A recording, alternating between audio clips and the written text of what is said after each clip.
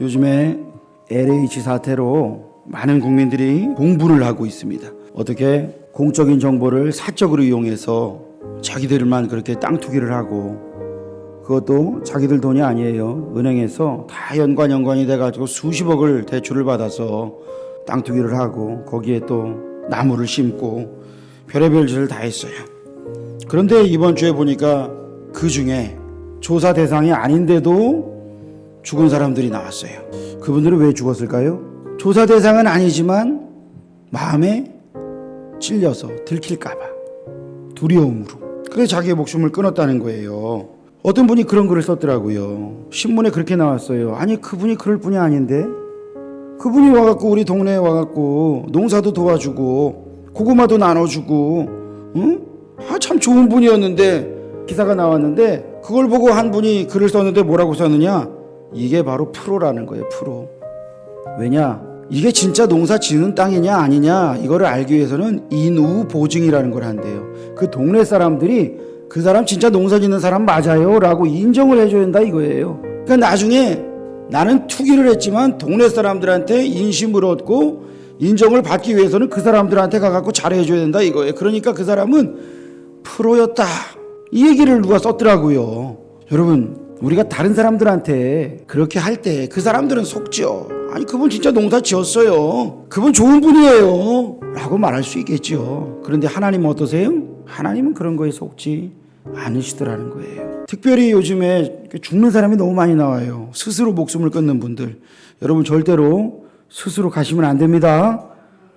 그렇게 갔을 때 요즘에는 뭐 죽은 사람이 얼마나 힘들면 죽었겠냐 뭐 그러면서 이야기하지만, 아니에요. 불쌍한 건 불쌍한 건데 내 목숨이 내 것이 아니에요. 하나님 거예요. 어떻게든 살아가지고 하나님께 영광을 돌려야죠, 우리가. 근데 많은 사람들이 요즘에 정치, 금융, 안보 관련된 모든 사람들이, 너무나 많은 사람들이 죽어요. 정말 왜 이렇게 많이 죽는지 몰라요. 그래서 어떤 사람들은 죽은 게 아니라 자살 당한 거다, 이런 말도 있어요. 그거는 우리가 알 수 없는 거죠. 중요한 건 뭐냐면 사탄의 미혹. 여러분, 이걸 끊어야 됩니다. 여러분, 내가 순간순간 그런 마음이 들지 않아요? 우울한 마음, 괴로운 마음, 낙심된 마음 가운데 살아서 뭐하냐, 이런 마음 들 때 있어요? 있죠? 없어요? 저에게도 그런 마음이 찾아와요. 아유, 그래. 그런데 이 마음을 이겨야 돼요. 마귀가 그거를 던져줘요. 콕 하고 찔러요. 근데 이거를 떨쳐 이겨놔야 돼요, 우리가. 이걸 믿음으로 이겨내야 돼요. 내 힘으로 이겨낼 수 없으니까 엎드려서 하나님의 도우심을 구하는 거예요. 주여 나를 불쌍히 여겨 주옵소서. 저를 따라 합시다. 주여 나를 불쌍히 여겨 주옵소서. 우리가 드릴 기도는 이거예요. 주여 나를 불쌍히 여겨 주옵소서. 내 힘으로 이길 수 없사오니 주님 나를 불쌍히 여겨 주옵소서. 언제든지 온갖 악하고 더러운 생각들이 우리 안에 들어오는데 내 힘으로 이기지 못할 때가 많아요. 성령이여 나를 불쌍히 여겨 주옵소서. 그래서 기도해야 되는 거예요. 우리가 정말 이 세상을 다 살고 생명을 주신 하나님께서 마지막 심판대 앞에 우리가 다 서게 됩니다. 그때에 우리가 정말 하나님 앞에 가서 어떤 말씀을 드릴 수 있을까요? 미국 레이건 대통령 시절에 라이언 화이트라고 하는 소년이 있었어요. 이 소년이요, 상처가 났을 때 피가 멈추지 않는 혈루병을 앓았어요. 13살에 또 폐 이식 수술을 하게 됐는데 수혈을 받았어요. 수혈을 받았는데 에이즈에 감염된 혈액을 잘못 받았어요. 그래서 이 학생이 13살에 에이즈에 걸린 거예요. 여러분, 71년생이니까 84년도에 에이즈에 걸렸다고 생각해봐요. 여러분, 에이즈를 언제 알았어요? 우리나라에요, 87년, 88년 그때요, 에이즈 공포가 휩쓸었습니다. 온갖 잡지에 에이즈 걸린 사람들 사진이라고 막 올라오는데 기겁을 했어요. 그때 당시에 이런 병이 있구나 그랬는데 84년도쯤에 자기가 잘못한 것도 없는데 걸린 거예요. 얼마나 힘들었을까요? 에이즈에 걸린 것도 기가 막힌데 학교에서 받아주지 않는 거예요. 등교 거부. 부모들이 막 안 된다 그러고 학생들도 안 된다 그랬어요. 집에는 총알이 날라왔어요.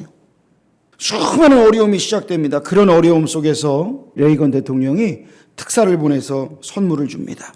마이클 잭슨, 엘튼 존, 그 당시에 세계적으로 유명한 팝스타들이 그를 찾아와요. 격려하고 선물을 줘요. 그 당시에 부동산 재벌이었던 트럼프도 찾아가요. 트럼프가 찾아가서 선물을 주고 격려합니다. 그러다가 이 소년이 죽음의 문턱에 다다랐을 때 부모가 말합니다. 아들아, 미안하다. 아빠 엄마는 너에게 더 이상 해줄 것이 없구나. 미안하다. 그러면서 아들에게 이야기를 하는데 이 소년이 뜻밖의 말을 전해요. 엄마 아빠 저는 참 많은 선물을 받았어요. 레이건 대통령한테도 받고요.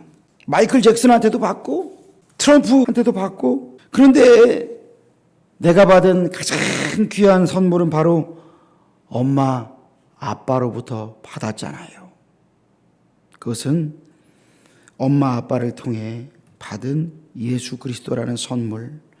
엄마 아빠가 내게 주신 천국에 대한 소망은 이 세상 그 누구도 나에게 주지 못했어요. 내가 여기서 죽어 눈을 감으면 나는 하나님 나라에서 눈을 뜨게 될 것을 나는 확실히 믿어요. 그렇게 웃으면서 그가 하나님 나라로 갔어요. 이 당시에 매체가요, 라이언 화이트에 대한 기사를 계속 쏟아냈어요. 에이즈에 억울하게 걸렸는데도 늘 밝은 마음을 잊지 않고 믿음으로 살아갔던 이 소년의 이야기가 많은 사람의 심금을 울렸습니다. 우리가요, 이 세상에서 나에게 닥쳐진 일로 얼마나 힘들어해요. 괴로워하고요. 왜 나한테 이런 일이? 하나님 왜 그러세요? 이럴 때 많잖아요. 그런데 이 소년이 우리에게 던져주는 도전이 있지 않습니까? 예수님께서는요, 오늘 말씀 속에서 우리 생이 다 하는 날이 온다는 거예요. 얘기를 들어보면 종종 아유 그분이 돌아가셨어? 저 얼마 전에 지난주에 제 신학교 때 교수님이 계신데 아직 70이 안 되셨어요. 근데 돌아가셨다는 거예요. 그래가지고 깜짝 놀랐어요. 빨리 가고 늦게 가는 차이지 우리는 다 하나님의 심판대 앞에 선다. 오늘 예수님이 그거 말씀하시잖아요. 그런데 그날 주님 앞에서 뭘 드릴래? 무엇을 보여드릴래? 어떻게 말씀할래? 이거예요. 어떻게 하나님의 인정을 받으며 오늘을 살 것인가? 우리 주님 우리에게 말씀하셔요. 우리 다 같이 한번 읽어봅시다. 빛을 따라 살며 하나님의 영광을 추구하라. 우리가 무엇을 추구하며 살까요? 한 해를 결산하는 연말 대상 프로그램들이 늘 있습니다. 방송 3사에서 막 하고 여러 방송사에서 막 상을 주잖아요. 작년에 한 프로그램에서 이 시상을 하는데 시상 전에 많은 사람들이 이경규한테 가가지고 이경규 씨한테 가서 올해 대상은 형님입니다. 축하드립니다. 그러면서 미리 축하했다는 거예요. 막 다 가서 소속사에서도요 사장이요 기대해도 좋다고. 그래서 자기도 자기가 받을 줄 알고 있었대요. 그래서 기대를 하고 딱 후보자들 올라가 있더라고. 올라가 있는데 한 몇 명 올라가 있는데 정작 이름 부른 사람은 김숙 자기 후배가 받았어요. 그런데 이경규 그분이요 얼굴이 일그러지더라고. 이건 제가 하는 게 아니라 자기가 한 말이에요. 자기가 방송에서 기분이 안 좋더라. 자기가 그러더라고요. 얼굴이 일그러져. 박수는 치는데 얼굴이 안 좋아. 내가 대상 받으려고 했는데 나한테 안 좋네. 그러면서 뭐라고 말하냐면 올해 대상은 무조건 나다 그러더라고. 올해 2021년은 내가 받는다 그러는 거예요. 그러니까 사회 보는 사람이 아니 지금까지 많이 받으셨는데 좀 양보할 때도 되지 않았냐고. 무슨 소리냐고. 나는 죽을 때까지 예능을 찍을 거라고 이러는 거예요. 여러분 많은 사람들이요 스포트라이트를 받고 싶어 하죠. 뭐 이게 잘못 아니에요. 박수 받는 거 잘못 아닙니다. 최선을 다해서 노력하고 결과에 상 받는 것 이거 참 기분 좋은 일이잖아요. 근데 문제가 뭐냐 하면요 우리는 거기에 함몰돼서 하나님께 영광을 돌리지 못한다는 거예요. 그게 너무 크면 하나님을 보지 못하고 나만 보고 있어요. 사람들만 보고 있다는 거예요. 그게 문제라는 거예요. 세상 모든 사람들이 영광을 추구합니다. 영국 왕실에서 태어나면 어때요? 영광이에요. 재벌가에서 태어나면 어떨까요? 날 때부터 입에 다이아몬드 수저를 물고 태어났는데 영광이죠. 사람들이 와 그러잖아요. 여러분 우리가 다 노력하고 그래서 사람들에게 박수 받으면 다 기분 좋아요. 행복해요. 그렇게 행복함을 누리려는 욕구가 있습니다. 이거 무시하면 안 됩니다. 혹시 여러분 중에 겸손하기 위해서 학교 다닐 때 일부러 낙제 점수 받은 분 계세요? 겸손하려고 교만하지 않으려고 일부러 가난해지는 분 계세요? 그런 분이 없잖아요. 우리는 다 다른 사람들 보기에 야 멋지다 부럽다 이런 인생을 다 살고 싶어 하는 거예요.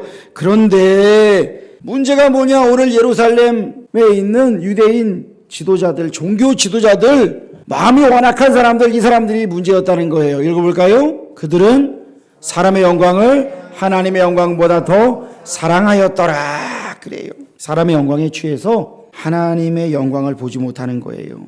또는 사람들이 두려워서 자기의 믿음을 드러내지 못한 거예요.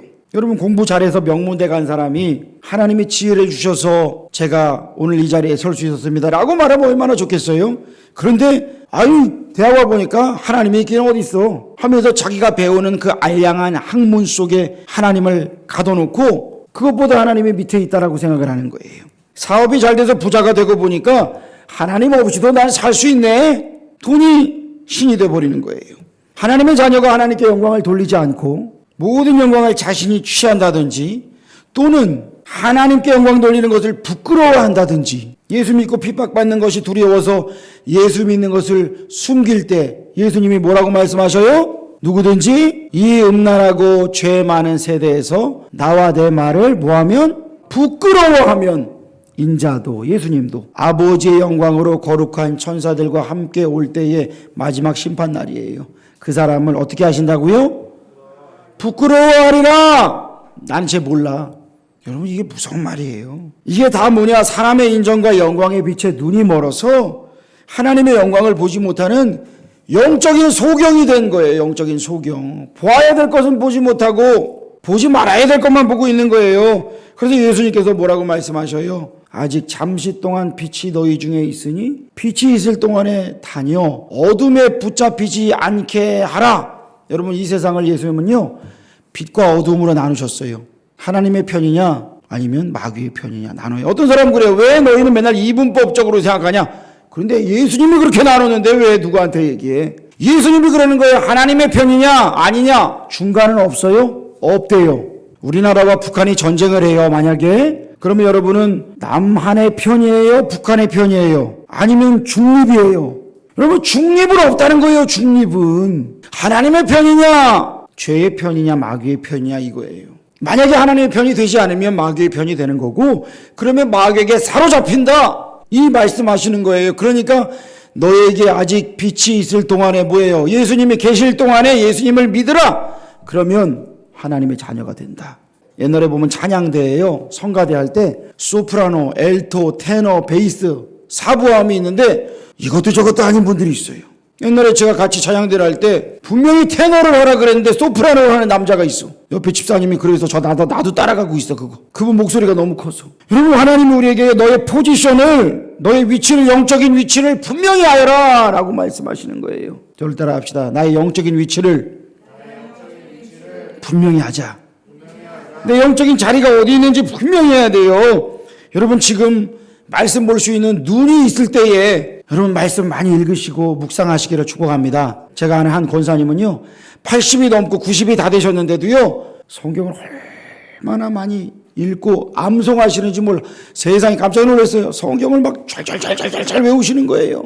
목사님, 내가 7살 때부터 주일학교 다녔어 그러시더라고. 그 어린 시절부터 암송하셨던 말씀이 80이 되고 90이 되셨는데도 잊어버리지 않으시는 거예요. 얼마나 총기가 있으신지 몰라요. 더욱 우리가 성경 통독과 말씀 묵상을 사모하면서 때를 얻든지 못 얻든지 하나님과의 대화에 기도에 힘쓰시기를 축복합니다. 하나님과 영적 교제가 분명한 사람은요 영적인 포지션이요 분명한 거예요. 여기 갔다 저기 갔다 하지 않는 거예요. 우리가 또 직장 생활합니다. 사업합니다. 장사합니다. 그때 여러분 거짓의 영이 아니라 예수님의 영, 진리의 영을 따르시기를 축복합니다. 예수님을 자랑하고 드러내시기를 축복합니다. 근데 왜 그렇게 하지 못하느냐? 예수님을 따라가지 못하니까 내 행실이 아닌데 부끄러워. 괜히 말했다가 욕먹으면 어떡해? 이러는 거예요. 그러니까 내 위치를 먼저 잘 잡아야 돼요. 먼저 잘 잡아야 돼요. 그래서 빛 대신 주님을 붙들고 주님을 입으로 삶으로 드러내면서 고백하면서 하나님께 영광을 돌려야 돼요. 제가 501호 사는데요 503호 사는 할머니가요 이번 주간에 저희 아내한테 그랬다는 거예요. 뭐 이야기하고 인사하고 그러다가 남편이 참 사람이 좋아 보인다고. 제가 하는 거 딱 하나밖에 없어요. 안녕하세요 인사한 거. 그리고 예전에 교회에서 떡 드린다고 교회에서 나왔다고 드렸는데 아마 잊어버리신 것 같아. 그리고 예전에 할아버지가 한번 술 취해가지고 그 집에요 번호키를 눌러야 되는데 한 5분 이상 그러고 계셨던 것 같아요. 제가 보니까. 누가 밖에서 소리 질러가지고 이렇게 보니까 그 할아버지가 집 앞에서 왔다 갔다 하고 계셔. 그래서 난 처음엔 도둑놈인가? 그리고 지켜봤는데 할아버지예요. 그래서 제가 나갔어요. 나가가지고 할아버지 여기서 뭐 하세요? 봤더니 얼굴이 벌겋고 술 취해갖고 계셔. 번호키를 못 누르시는 거예요. 술에 취해갖고. 그래가지고 해롱해롱 하고 계셔. 그래서 제가 전화를 좀 달라 그래서 할머니랑 통화해갖고 할머니가 경로당에 있다가 올라오신 적이 있어요.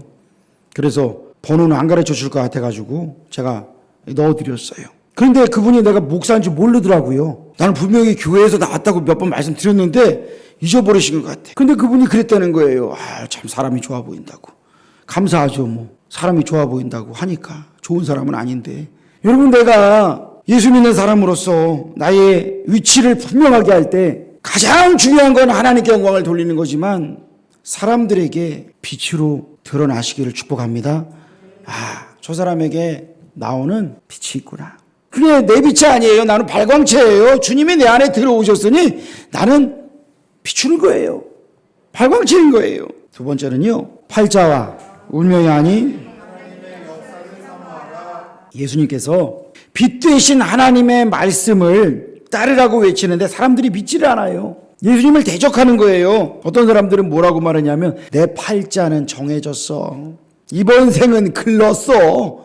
뭐 이런 말 하죠. 자기 인생을요 입으로 다 망치는 거예요. 여러분, 그런 말은요 우리가 하면 안 돼요. 입 밖으로 내면 안 돼요. 여러분, 세상에 사주팔자라고 하는 것이 있어요. 이게 뭐냐? 여러분, 왜 팔자라 그러는지 아세요? 아라비아 숫자 1, 2, 3, 4, 5, 6, 7, 8, 9, 10 가운데에 8이라는 숫자는요 못 고친대요. 그래서 팔자소관이라는 거예요. 여러분, 1은 뭘로 고칠 수 있어요? 7로 고칠 수 있죠. 2도 3으로 고칠 수 있어요. 5로도 고칠 수 있어요. 3도요 8로 고칠 수 있어요. 있죠. 다 고칠 수 있다 이거예요. 9도 8로 고치고. 그런데 8은 못 고친대. 그 사람들이 하는 얘기야. 그 사람들이. 이게 성경에 나오는 얘기 아니에요. 그래서 팔자소관 안 된다 이거예요. 이건 안 된다. 여러분, 이게 말이 돼요? 그래서 아이고 내 팔자야 라고 말하는 건요 하나님을 무시하는 거예요. 내 팔자 그딴 거 없어요. 내 운명 그런 거 없어요. 하나님의 자녀는요 예수 안에서 그 모든 사탄의 미혹이 떠나가고 새로운 피조물이 된 줄로 믿으시길 축원합니다. 새로운 피조물이 됐어요. 오늘 말씀에서요 이들이 믿지 못한 것은 하면서 이야기를 해요. 그게 뭐냐? 그들의 눈을 멀게 하시고 그들의 마음을 완고하게 하셨으니 이는 그들로 하여금 눈으로 보고 마음으로 깨닫고 돌이켜 내게 고침을 받지 못하게 하려 함이라. 여러분, 하나님께서 이렇게 만드신 거 아니에요? 그럼 얘들 팔자네요? 하나님 정해놓으셨잖아요. 못 믿도록. 이렇게 이야기할 때에 여러분, 이 말씀의 원뜻이 무슨 말이냐 하면 하나님께서 그들의 믿음 없는 대로 내버려뒀다는 말이에요. 내버려뒀다. 여러분, 내버려뒀다. 바로가요 이스라엘 백성들을 노예 상태에서 해방시키라고 모세가 가서 외치는데 마음을 강팍하게 했다 그래요. 지금 말로 하면 완악하게 했다 이거예요. 근데 하나님이 바로의 마음을 강팍하게 하사 그래요. 아니, 하나님이 마음을 못되게 먹게 해놓고선 왜 하나님 심판하세요? 라고 이야기하는데 그게 아니라 바로가 마음을 강팍하게 완악하게 먹었는데 하나님이 그대로 내버려뒀다 이 말이에요. 그 마음 그대로 내버려뒀다. 여러분, 우리가 자식 키울 때 지 마음대로 하려고 들 때 우리가 어떻게 해요? 네 마음대로 해. 그래, 네 마음대로 해. 여러분, 이게 네 마음대로 하라는 거예요. 하지 말라는 거예요. 부모의 말에 자기가 정말 넌 이제 네 마음대로 살아라 그런다고 진짜 지 마음대로 사는 사람은요 진짜 불쌍한 사람인 거죠. 유대인들이 하나님이 보내신 예수님을 대적합니다. 계속 대적하는 거예요.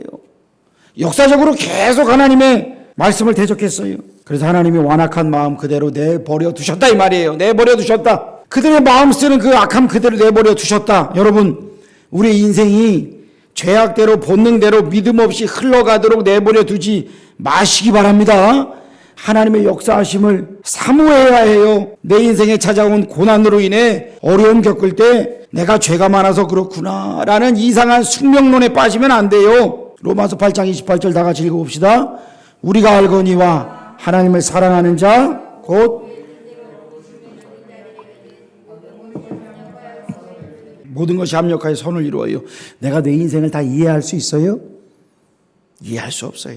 나에게 찾아오는 고난과 아픔을 다 이해할 수 있어요? 아니요, 이해할 수 없어요.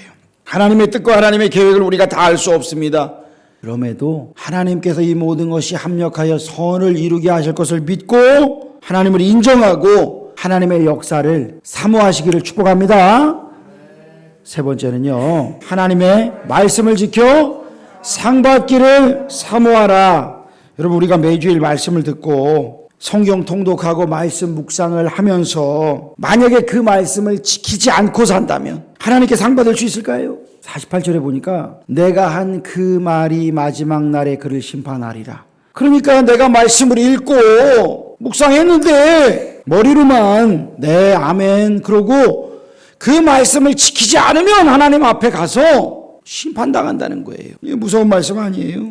예수님이요, 우리의 영적인 마음밭을 말씀하셔요. 마태복음 13장에 이렇게 얘기하세요. 말씀에 씨앗을 뿌렸다. 그런데 사람의 마음밭이 이렇게 나눠져 있는데 길가에 떨어진 밭, 돌짝밭, 가시떨기밭, 좋은 밭이 있더라. 여러분, 길가에 떨어진 밭 금방 새가 와서 쪼아 먹었더라.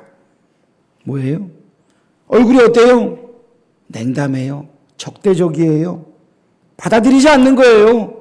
하나님의 말씀이 떨어지는데 마귀가 와서 그냥 확 먹어버려요. 그냥 뺏어가 버려요.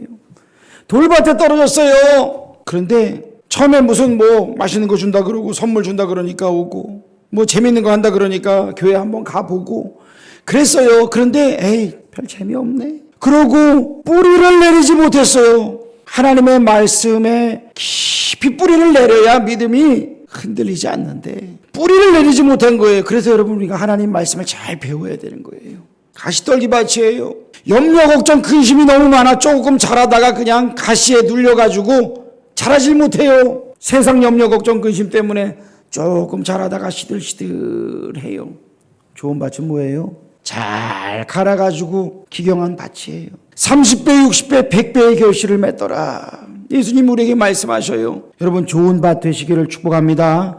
우리의 마음을 날마다 갈아엎어서요, 하나님의 말씀이 떨어졌을 때에 100배의 결실을 맺기를 날마다 사모하며 믿음으로 살아서 우리가 하나님께 영광을 돌려야 하지 않겠어요? 한국교회의 신유은사 사역, 그러니까 병 고치는 사역, 이 사역의 아주 대명사격이었던 분이 현신의 권사님이라고 하는 분이세요. 이분이 70년대에 우리나라에 엄청난 신유의 역사를 일으켰어요. 이분이 원래는요, 황해도의 불교 가정에서 태어나 성장했습니다. 기독교인들을 참 미워했대요. 핍박했대요. 결혼 생활은 만주에 있는 봉천에서 했는데 어릴 적부터 안고 살아온 여러 가지 병들이 결혼한 후에도 계속 그녀를 괴롭혔습니다. 그런데 첫 아기를 낳고 각혈을 하면서 사경을 헤맬 때에 중국 심양 석탑교회 여전도사님의 전도를 받고 예수 믿기 시작하면서 교회를 다녔는데 그녀를 괴롭히던 폐결핵을 비롯한 14가지 불치병들이 거짓말처럼 떨어졌어요. 다 치료가 됐어요. 그런데 20대 후반에 그만 남편과 사별을 합니다. 그래서 큰 댁이 있는 충청도 강경으로 외아들과 함께 옮겨와서 신앙생활을 열심히 하면서 헌신적으로 교회를 섬겼어요. 그런데 하루는 교회에서 예배를 마치고 집으로 돌아오는데 어느 집에 어린아이 하나가 새카맣게 죽어가는 광경을 목격합니다. 너무나도 가련한 마음에 다가가서 그 아이들을 들여다보는데 자꾸 이 아이에게 손이 가더래요. 몇 번을 왜 이래 그랬지만 손이 가서 결국은 아이를 껴안고 간절히 기도를 했어요. 그랬는데 죽어가던 그 아이가 생기를 얻고 되살아나는 기적적인 역사가 일어납니다. 생각지도 않은 신유의 은사를 받았어요. 그리고 나서 이분이요, 수십 년 동안 한결같이 수많은 병자들을 위해서 기도해주고 치료하는 이 신유의 은사를 행했어요. 많은 사명을 감당했어요.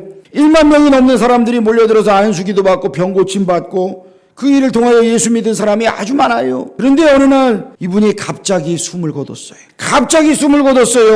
근데 그의 영혼이 천국에 이르렀다는 거예요.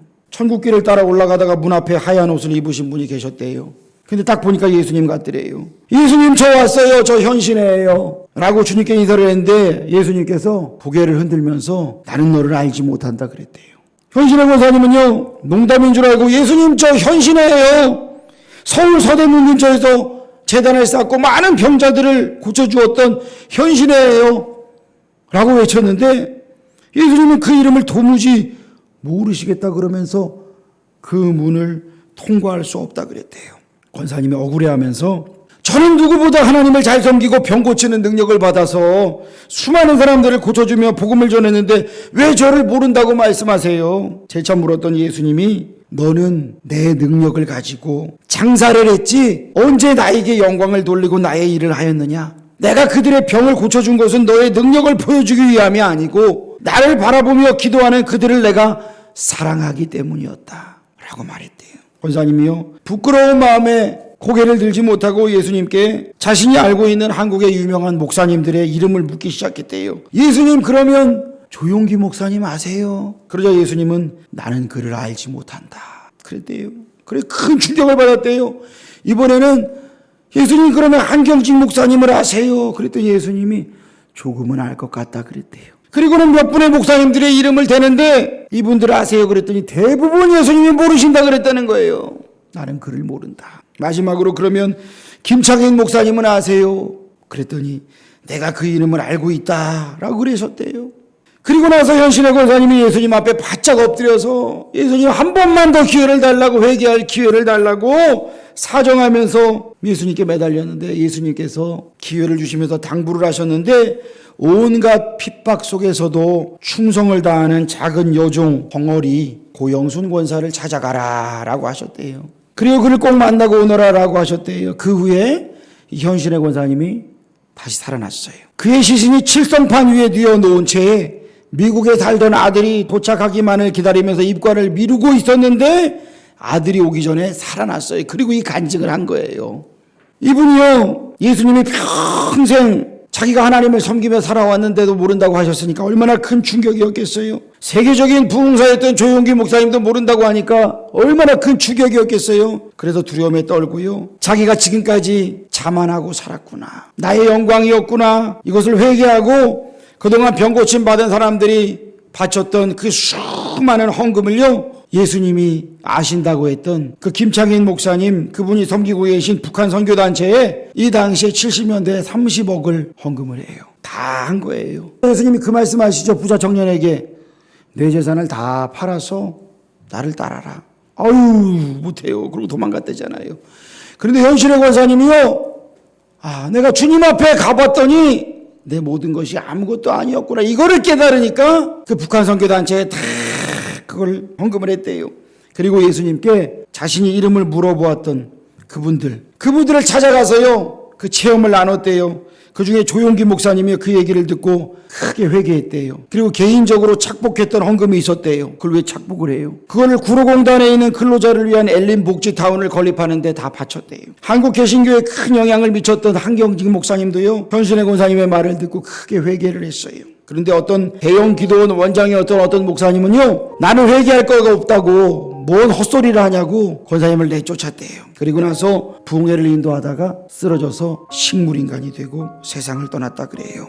그리고 이 권사님이 환상 중에 예수님께서 말씀하셨던 그 벙어리였던 고영순 씨를 찾는다는 광고를 국민일보에 냈고, 그리고 정말 그분을 만나게 됐다 그래요. 여러분, 세상에서는요, 큰 자로 쓰임을 받을지 몰라도 하나님 앞에 가면요, 그거 안 봐요. 넌 뭐 하다 왔느냐? 내가 삼성, 현대, 애플 이거 했다고 하나님께서 그래, 너 많은 일 했구나 그러실까요? 하나님의 영광과 상관이 없으면 다 소용이 없는 거예요. 근데 참 웃긴 건 뭐냐 하면요, 이분이 이렇게 헌금을 바쳤어요. 그런데 그 이후에 다른 사람들이 이 센터를 맡게 됐는데 그 사람들이 또 이 재산을요 가지고 또 못된 짓을 했어요. 여러분, 중요한 건 변질되면 안 된다는 거예요. 변질되면 안 돼요. 신선한 우유를 우리가 먹을 때 참 고소하다, 맛있다 그래요. 근데 그 우유를 따뜻한 데 상온에다가 며칠 보관해봐요. 거품이 막 나요. 그걸 보고 뭐라 그래요?